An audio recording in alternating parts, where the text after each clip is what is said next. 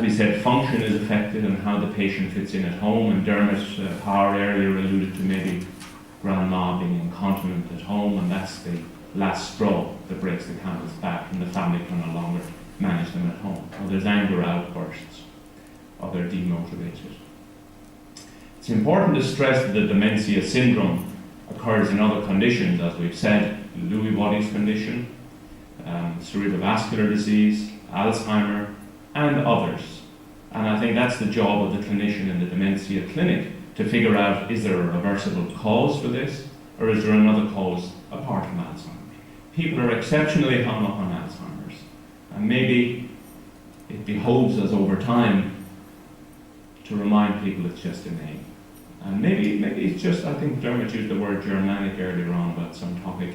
It is a German name, it's harsh to us, and maybe the name itself, as a non-Anglo name or non-Irish name, maybe in our populations brings a certain fear with it. This is a schematic of a post-mortem sample, and the main issue you're seeing is brain shrinkage. Okay, so atrophy.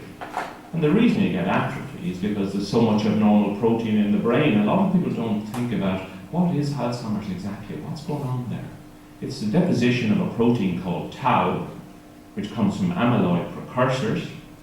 So it probably has an inflammatory origin. And that's why a lot of our research nowadays has looked at picking it up early to see if we can use anti-inflammatories. There's also been some work done on antibiotics. Professor Malloy, been quoted a few times, who did some sterling work in the last 20 years with a variety of antibiotics, including rifampicin, with anti-inflammatory effects. This is a scan which I would show to patients of a vascular condition, periventricular white spots around the ventricles. Excuse me, hand shaking, I had too much coffee. You can see the white matter abnormalities.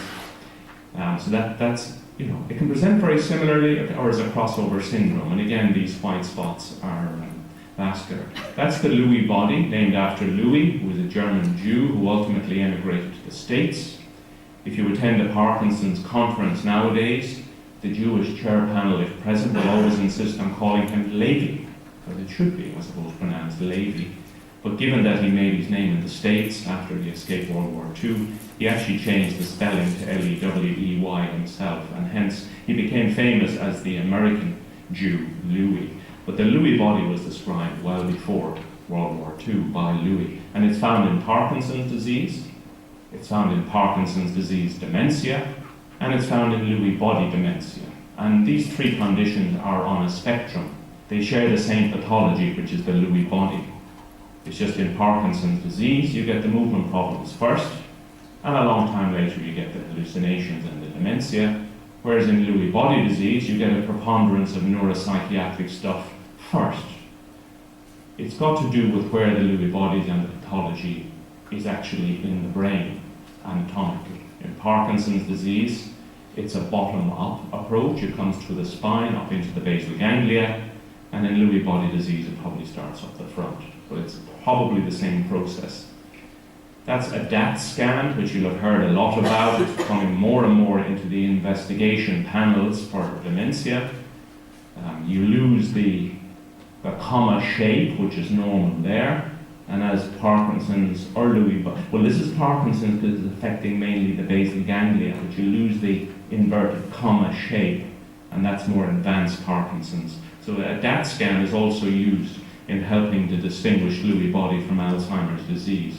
So it's technology that's used more and more in the investigation. I put these pictures up just really to remind you that there are other dementias outside of Alzheimer's. And of course, this was Carlo Boccilla as just before he became Pope. And that's him many years later with a Parkinsonian syndrome. I don't know whether he had dementia at the end of his Parkinson's phenomenon or not, but certainly the disease trajectory would suggest he had Parkinson's disease rather than Lewy body disease. Muhammad Ali, as you know, ended up with a Parkinsonian syndrome, probably post-pugilistic, which occurs from the boxing and head trauma. You can also get a post-pugilistic dementia syndrome. I had a patient when I worked in the UK who played with Durham footballers, and from heading the very heavy leather ball, he developed a sort of post-pugilistic Parkinsonian syndrome. It's a long way from the very light, balls that are used nowadays. That's a scan of somebody much younger with dementia. That's a Huntington's dementia scan. And the purpose of throwing up all these is to remind people that the dementia syndromes are a huge disparate group of syndromes with different pathologies, different presentations, and different care requirements. I've not said much about frontotemporal dementia because it's an immense topic and it's a rapidly expanding topic, and we nearly always enlist our neurology colleagues, even when we ourselves as geriatricians are dealing with the frontotemporal syndrome, because they're difficult. Okay, but that is the other big dementia area that's growing. They're often maybe a decade earlier in presenting than the Alzheimer's, often present more with behaviour and language dysfunction first rather than the memory issues, whereas Alzheimer's is largely an amnestic syndrome at the outset, even though towards the end you get all the executive dysfunction and behavioural and emotional issues. Before we finish on the dementia syndrome, is there anything we can do about them? We have tablets.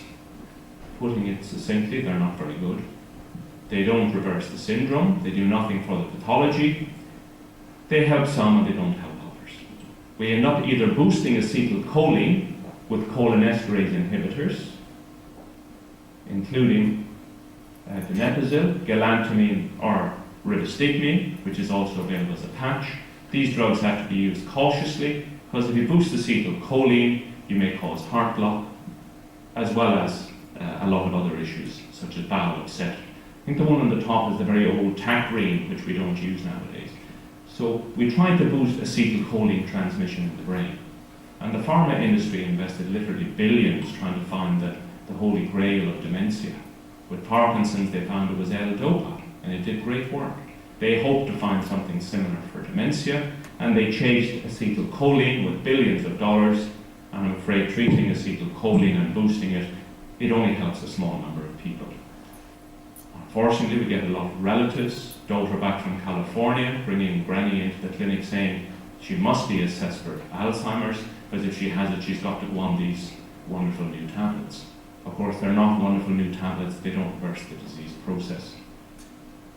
But it's important we mention them in passing, because some of you will be carers for people who are on these tablets, and you might have to get to a person's house at a certain time to make sure they get them, but it might help you to know that maybe they're not doing an awful lot for them.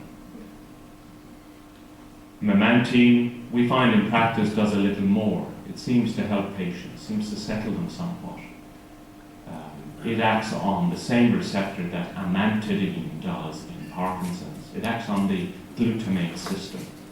It has a calming effect on patients in a lower dose. In a higher dose, it can be excitatory. It works, it has some evidence in Alzheimer's, some evidence in Lewy body, some evidence in Parkinson's disease dementia. We try it in people if we're not sure whether it's purely vascular or not. A lot of these are crossover syndromes in any case. Just want to remind you of the patch formulations of rivastigmine, which I like to use. The rivastigmine, it comes in 4.6, 9.5, and there's a higher dose in studies over 13 milligrams. The patients don't have to swallow it. With patch therapy, and it's an important point in elderly patients, a lot of different practitioners may be using patches for their own thing. There's the GP may have them on nicotine patches, I may have them on rivastigmine patch, the palliative care consultant may have them on a fentanyl patch, and the cardiologist may have them on a GTM patch. So patch therapy is growing. A lot more people are on non-oral therapy, older patients. I in fact had a patient in the UK who died. He committed suicide with all his wife's fentanyl patches. He put on loads of them with came out with respiratory failure, died of pneumonia. So be aware as carers, if some of you are carers, whether in an institution or at home, of patch therapy. Of course, sometimes we forget to take off these patches as well. Just a few different patches which you'll be more familiar with there. Delirium, I won't go into detail on, but this is taken from an article by John Young, who's the clinical lead for frailty. He has a long-standing interest in delirium with a lady from North America called Sharon Inouye, who was the original guru who described delirium. And we know it occurs in up to half of our medical admissions. The big difference between delirium and dementia is you get a lot of variability of consciousness and attention, and it's very acute in onset. Okay? It's associated with mortality of its own, morbidity, falls, hip fractures, and of course there's the different types, the hyperactive, hypoactive, and the mixed types. The hypoactive are easily missed because you're sitting there in the bed playing with the bedclothes. So it is a definite syndrome. It's hard to, in fact, in my observation over the last 10 years, our non-geriatric medicine colleagues, as well as our nursing colleagues in hospitals, are increasingly aware of delirium as a concept. It's I almost describe it as an acute exacerbation of a chronic cognitive issue. Just as we know about acute exacerbations of chronic obstructive airways disease, you could almost use the same model for people with low-level minimal cognitive change. Early dementia are much more likely to get an acute exacerbation of their cognition issue if they have an infection or on certain medicines. And they can resolve, of course, that's the big difference. But that's the DSM-4 manual description. The issue around it is sometimes they need antipsychotic medication to reset the balance of dopamine and acetylcholine. Risperidone is one of the drugs which we like to use in a lower dose than a milligram if possible. Relatives don't like the sound of a drug which is also an antipsychotic, and I've had major arguments with relatives who don't like mummy on a drug that a schizophrenia patient takes. However, sometimes it's the only solution. In some hospitals, we're very lucky where we can get special nurses to sit with patients day on end to reduce their risk. But that's not possible throughout the country, so we do have to resort to antipsychotics for the patient's own protection, to try and protect them from their dreadful symptoms of hallucinations and seeing monsters and ghouls. It's important not to forget that the patient's suffering. It's like living in a nightmare, being in a delirium.